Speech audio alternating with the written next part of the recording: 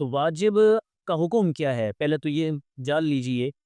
اگر واجب چھوڑ دیا تو اس کے بغیر نماز تو ہو جائے گی لیکن ادھوری نماز ہوگی. اب پھر یہ دیکھا جائے گا کہ اس سے غلطی سے واجب چھوٹ گیا یا جان بوجھ کر چھوڑا.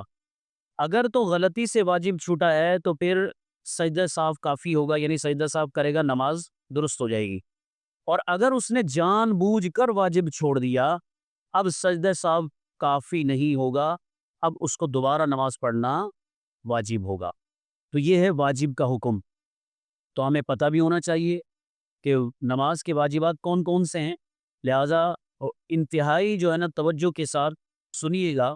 پہلے نمبر پر ہے تکبیر تحریمہ میں لفظ اللہ اکبر کہنا، یہ واجب ہے. تکبیر تحریمہ میں اللہ الرحمن کہہ دیا، اللہ عظیم کہہ دیا، اس طرح کے جو اللہ کی عظمت اور بڑائی کے لیے الفاظ ہیں وہ استعمال کر لیے، نماز تب بھی شروع ہو جائے گی. لیکن میں نے جیسے کہا کہ واجبات کے بغیر نماز تو ہو جاتی ہے نماز، لیکن ادھوری ہوتی ہے. اللہ اکبر کا لفظ تکبیر تحریمہ میں کہنا واجب ہے. اگر کوئی بھولے سے یہ چھوڑ دے تو سجدہ صاحب سے تلافی ہو جائے گی، لیکن اگر کسی نے جان بوجھ کر ایسا کیا کہ اللہ اکبر نہیں کہا تکبیر میں، تو اب اس کو دوبارہ نماز پڑھنا ہوگی. دوسری بات، فرض کی پہلی 2 رکعتوں میں اور باقی ہر نماز، چاہے وہ وتر ہو، سنتیں ہوں یا نوافل ہوں، ہر نماز کی ہر رکعت میں پوری سورہ فاتحہ کا پڑھنا یہ واجب ہے ایک مرتبہ. اور اس میں ایک لفظ بھی جو ہے نا چھوڑنے کی اجازت نہیں ہے، ایک ایک لفظ پڑھنا واجب ہے سورہ فاتحہ. کیا کہا میں نے؟ فرض کی پہلی 2 رکعتوں میں، اس کا مطلب ہے فرض کی آخری 2 رکعتوں میں سورہ فاتحہ پڑھنا واجب نہیں ہے.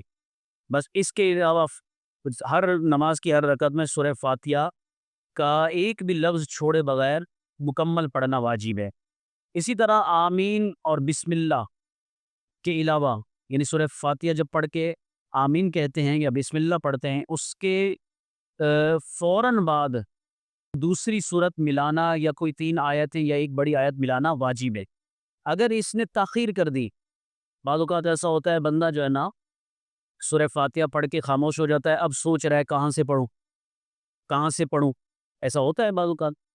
تو اگر اس سوچ میں، یعنی یہ رکا رہا اور اس سوچ میں 3 مرتبہ سبحان اللہ کی مقدار وقت گزر گیا، تو اب یہ ترک واجب ہوا.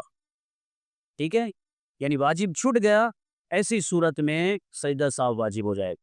اسی طرح ہر رکعت میں فوراً ہی صرف ایک رکوع کرنا یہ واجب ہے، اور اس میں کمر جو ہے نا بالکل سیدھی ہونی چاہیے.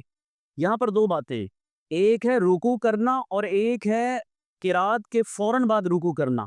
تو رکوع کرنا تو فرض ہے، ٹھیک ہے، لیکن قرات کے فوراً بعد رکوع کرنا یہ واجب ہے. اگر کسی نے قرات مکمل کر لی، اب رکوع میں جانے کے لیے وہ انتظار کر رہا ہے، ایسے خاموش کھڑا ہوا ہے، اور 3 مرتبہ سبحان اللہ کی مقدار گزر گئی، اب بھی ترک واجب ہوا. ترک واجب ہونے کی وجہ سے اس پر سجدہ صاحب واجب ہو جائے گا.